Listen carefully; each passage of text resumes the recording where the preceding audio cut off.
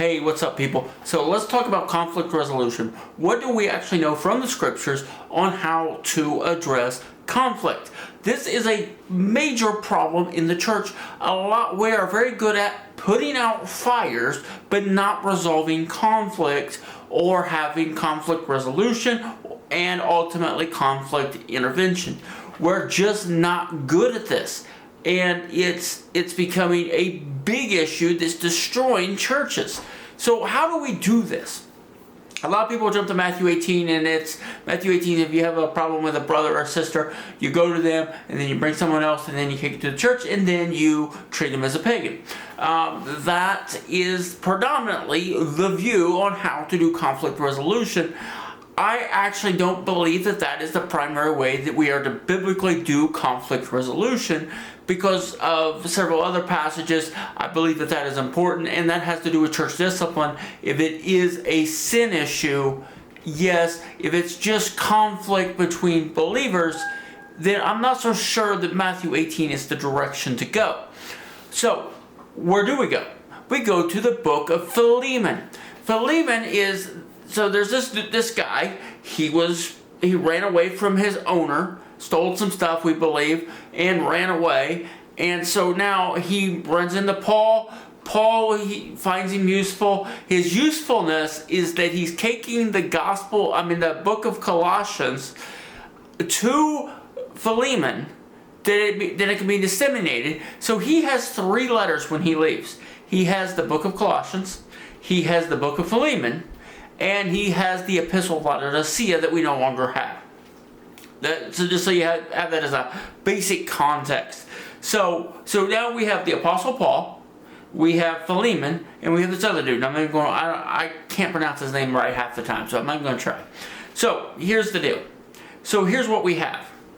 Paul is intervening into a conflict between these two brothers. And he's saying, look, if you respect me, work out your issues. He goes, for love's sake, work out your issues. Let me intervene and work out your issues. When you have 2 believers who have conflict and they can't resolve it on their own, it is the responsibility of an elder, the responsibility of a church leader to step in and say, if you guys can't resolve this on your own, let me help you get started on resolving this until you no longer need me, because things are moving forward in the right direction. That is how you do biblical conflict resolution.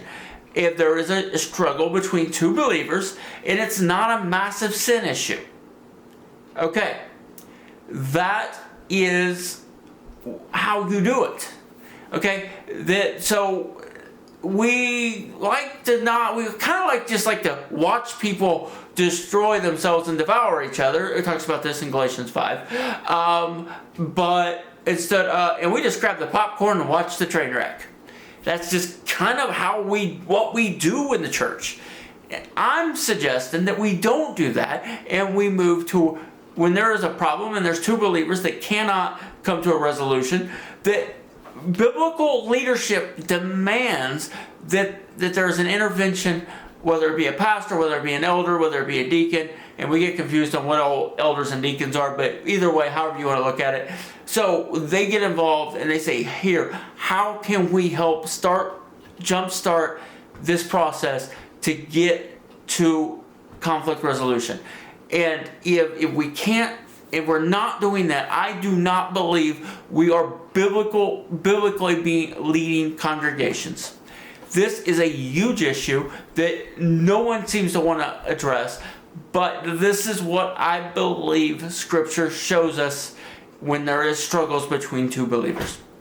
And I'm walking through this right now with someone, and leadership is basically dropping the ball. Just it is what it is. So, anyways, that is my thoughts on how and why we need biblical conflict resolution. See ya.